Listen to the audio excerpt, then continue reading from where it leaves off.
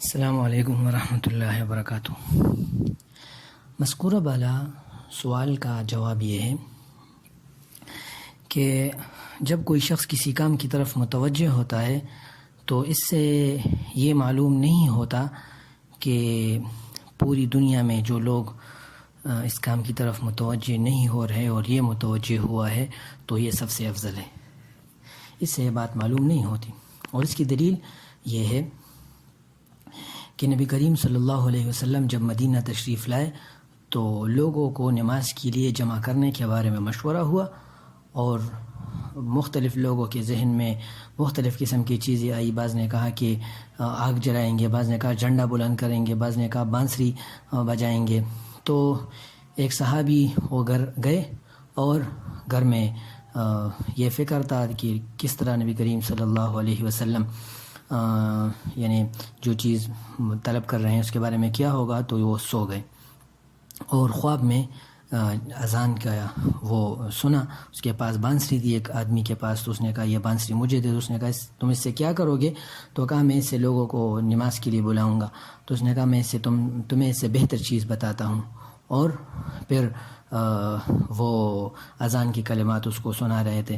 تو صبح اٹھ کے نبی علیہ السلام کے پاس آئے اور نبی کریم صلی اللہ علیہ وسلم کو اپنا خواب بیان کیا۔ تو نبی علیہ السلام نے کہا یہ جبرائیل تھے اور تمہیں یہ بات بتائی تھی، یہ خواب میں تمہیں یہ بتایا تھا، تو یہ اللہ کی طرف سے ہے، اٹھ جاؤ اور بلال کو یہ سمجھا دو، بلال کو یہ کلمات سناؤ، کیونکہ ان کی آواز بلند ہے، ان کی آواز اونچی ہے۔ تو حدیث کی کتابوں میں صرف یہ اس صحابی کے بارے میں یعنی یہ حدیث ہے عبداللہ ابن زید ابن عبد ربی۔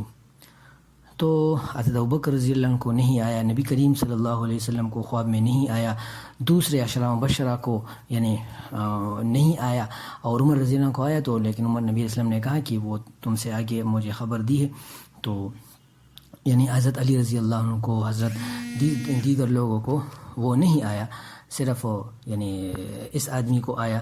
تو کیا اس سے یہ معلوم ہوتا ہے کہ یہ آدمی افضل ہے اور دوسرے لوگ افضل نہیں ہیں؟ نہیں، یہ اس سے معلوم نہیں ہوتا۔ جس طرح دوسری حدیث ہے عمر رضی اللہ عنہ کے بارے میں اسلام نے فرمایا کہ اگر میرے بعد نبی ہوتا تو وہ عمر ہوتا، تو اور عمر جس راستے سے گزرتے تو شیطان اس راستے سے دور بھاگتا ہے۔ تو کیا اس سے فضیلت معلوم ہوتی ہے کہ وہ ابوبکر رضی اللہ عنہ سے افضل ہے، حالانکہ ابوبکر رضی اللہ عنہ سب سے افضل ہے؟ تو یہ یعنی جزوی باتیں ہیں، جزوی کام ہیں۔ ہمارے اکابر وہ بڑے بڑے کام کر رہے ہیں، الحمدللہ ان کی بہت زیادہ خدمات ہیں۔ تو اس کی مثال ایسی ہے جیسے کہ کوئی آدمی یعنی وہ 29 شعبان کو وہ چاند دیکھ رہا ہے اور اس نے چاند دیکھ لیا۔ ایک بدھس آدمی ہے، پنڈو آدمی ہے، تو اس کو پتہ نہیں ہے، دین کا پتہ نہیں ہے، پورا نماز بھی صحیح نہیں ہے، ذکر بھی صحیح نہیں کر رہا، تہجد کا معمول بھی اس کا نہیں ہے، لیکن وہ رات کو یعنی یہ فکر تھا کہ چلو کل آج 29 شعبان ہے، چلو شب التماس ہے، آپ یعنی چاند دیکھتے ہیں۔ تو اس نے چاند دیکھ لیا اور دوسرے لوگوں کو بلایا اور اس نے بھی چاند دیکھ لیا، اور اس کی گواہی پر روزہ ہو گیا۔ تو کیا سے فضیلت یہ ثابت ہوتی ہے؟ کوئی بھی اس کو نہیں جانتا، نہ اس کی فضیلت ثابت ہوتی ہے۔ یا کوئی آدمی اس کو رات کو نیند نہیں آ رہی تھی تو وہ اٹھ گیا، اور اٹھتے ہی اس نے دیکھا تو فجر کاذب ہوا، تو اس کو شک ہوا، پھر نیند نہیں آ رہا تھا، تو اس نے دیکھا کہ یعنی سورج طلوع ہو گیا، اور وہ نماز یعنی فجر طلوع ہو گیا، تو وہ مسجد کے میں نماز کے لیے آیا۔ تو اور دنوں میں نہیں، صرف اس دن۔ تو کیا جو آدمی تہجد کر رہا ہے، جو آدمی یعنی پوری رات نفل پڑھ رہا ہے، قرآن پڑھ رہا ہے، ذکر کر رہا ہے، تو وہ آدمی افضل ہے یا یہ افضل ہے؟ کوئی بھی اس سے نہیں کہتا کہ بھائی یہ افضل ہے۔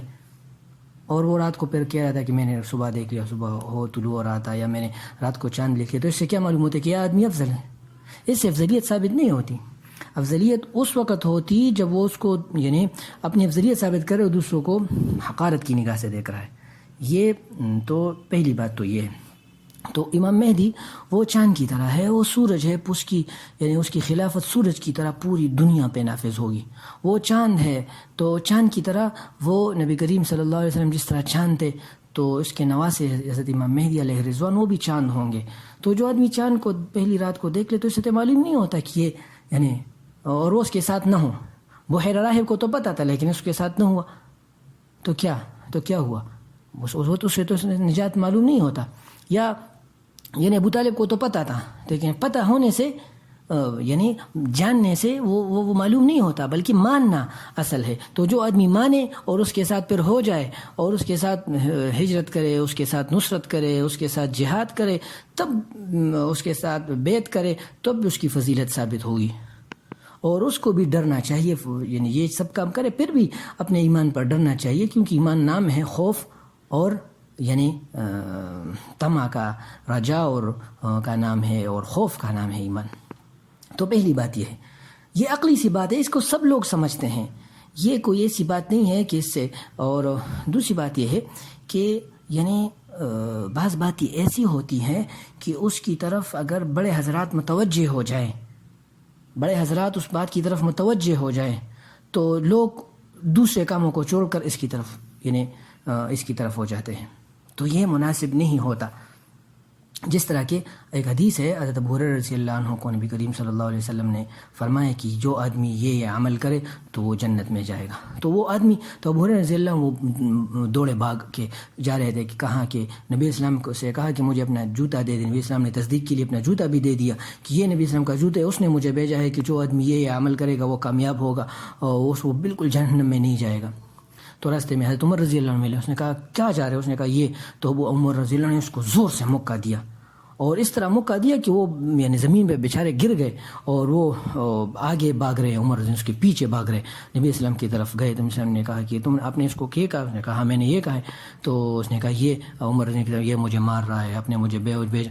تو نبی علیہ السلام نے، عمر رضی اللہ عنہ نے یہ اس کو کہا کہ نبی عمر رضی اللہ عنہ نے کہا کہ لوگوں کو ان کے عمل پر چھوڑ دیا جائے. اور یہ بات تو ہے، لیکن لوگوں کو نبی علیہ السلام نے کچھ بھی نہیں کہا. تو اس سے معلوم سے اس طرح کہ یعنی صحابہ کرام رضوان اللہ تعالیٰ علیہ اجمعین، نبی اسلام صلح حدیبیہ میں وہ نبی علیہ السلام نے کہا کہ سر منڈواؤ اور اپنے ہدایہ جو ہے ذبح کرو، تو کوئی نہیں کر رہا تھا، وہ ہینگ سے ہو گئے تھے. تو ام سلمہ رضی اللہ کے ساتھ مشورہ کیا، تو ام سلمہ رضی اللہ نے کہا کہ آپ خود کرے، آپ خود یعنی حل کرے، آپ خود جانور ذبح کرے. تو صحابہ کرام کو دیکھ کے یہ کریں گے، وہ بھی کر لیں گے. تو اس سے کیا یہ معلوم ہوتا ہے کہ ام سلمہ رضی اللہ سارے صحابہ کرام سے اور حضرت ابوبکر رضی اللہ سے افضل ہو گئی؟ کیا اس سے یہ معلوم ہوتا ہے؟ اس سے ہرگز یہ معلوم نہیں ہوتا. اور دوسری بات یہ ہے کہ مجاہدین ہیں، بڑے بڑے مجاہدین ہیں، ان کے بڑے خدمات ہیں، اور بڑے بڑے مصنفین ہیں، بڑے بڑے محققین ہیں. تو آپ کو یہ فکر کیوں لگی؟ آپ ٹینشن نہ لیں. تو یہ بات اس سے معلوم نہیں ہوتا کہ یہ یعنی کہ وہ جو یہ بڑے لوگ یہ نہ کرے تو چھوٹا آدمی کرے تو وہ غلط ہے، جب تک بڑے آدمی نہ کرے. اس سے معلوم نہیں ہوتا. اور اس کی دلیل یہ ہے کہ جیسے کہ یعنی اس سے تو کوئی آدمی یہ کہے گا کہ حضرت ابوبکر رضی اللہ اتنے پرانے صحابی ہیں، اور حضرت عمر رضی اللہ اتنے پرانے صحابی ہیں، اور فلاں اتنے پرانے صحابی ہیں، تو اب حضرت ابو ہریرہ رضی اللہ کیوں؟ وہ تو 7 ہجری میں اسلام لائے، تو وہ کتنی یعنی اتنی بہت زیادہ حدیثیں ان سے مروی ہیں، اور ابوبکر رضی اللہ سے اتنی نہیں مروی ہے، تو یہ تو اچھا نہیں ہے. کوئی آدمی پھر یہ بھی کہے گا. تو اس سے یہ ثابت نہیں ہوتا، اس سے اس کی فضیلت ثابت نہیں ہوتی. جزوی ادنا سی فضیلت بھی، یعنی ادنا سی فضیلت ہے امام مہدی کی بات کرنا اور یہ کرنا. تو اور دوسری بات یہ ہے کہ کوئی آدمی یہ کہے گا کہ جیسے کہ صہیب رضی اللہ عنہ، اس کے کمر میں، اس کے کندھے میں اتنے بڑے بڑے سوراخ تھی، تو اس نے کہا کہ کفار مجھے لٹاتے تھے اور مجھے زمین پہ لٹاتے تھے، اور جو انگارے تھے اس پہ بٹھاتے تھے مجھے، اور مجھے مکہ کے رستوں میں وہ کھینچتے تھے اور مجھے مارتے تھے. بلال رضی اللہ عنہ کو مارتے تھے، اور پھر حضرت سمیہ رضی اللہ عنہ کو شہید کیا، عمار بن یاسر رضی اللہ عنہ کو یعنی کتنی تکلیف اٹھائی، اور عمر رضی اللہ عنہ تکلیف. تو کیا کوئی آدمی کہتا ہے کہ حضرت ابوبکر رضی اللہ عنہ وہ تو اس کو تو نہیں مارا، اس کو مار نہیں پڑی، حضرت بلال کو مار پڑی، اور خلافت حضرت بلال کو نہیں ملی، حضرت عمر رضی اللہ عنہ کو ملی ہو حضرت. تو یہ تو بیوقوف آدمی ہوگا، کوئی یہ باتیں کرے گا. اس سے یہ ہرگز یہ میں ثابت نہیں ہوتا. اور دوسری بات یہ ہے کہ ہمیں یہ پتہ ہے کہ طالبان، افغانستان کے طالبان وہ حق ہے، وہ سچ ہیں، وہ سچے مجاہد ہیں، وہ سب پکے مجاہد ہیں، ساری دنیا کے مسلمانوں کو پتہ ہے. تو ہمارے اکابر کو یہ پتہ نہیں ہے، وہ ان کی تصدیق نہیں کر رہے. لیکن ابھی ہم میں سے کون جا رہا ہے وہاں؟ بہت کم لوگ جا رہے ہیں.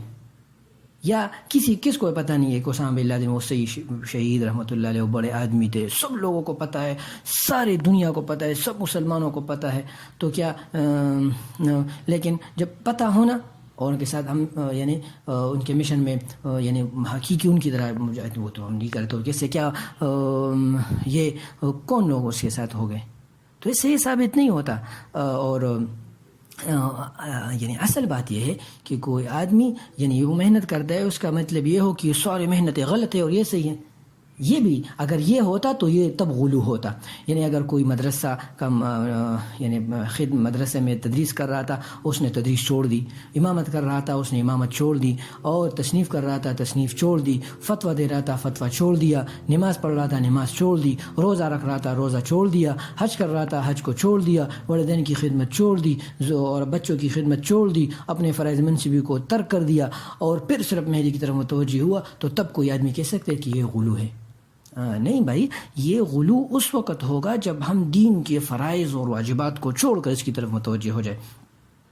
اور اس کی مثال یہ ہے کہ مثلا کوئی آدمی ختم نبوت کی محنت کر رہا ہے، تو نماز بھی پڑھ رہا ہے، وہ روزہ بھی رکھ رہا ہے، وہ تدریس بھی کر رہا ہے، لیکن وہ ختم نبوت کی محنت کر رہا ہے.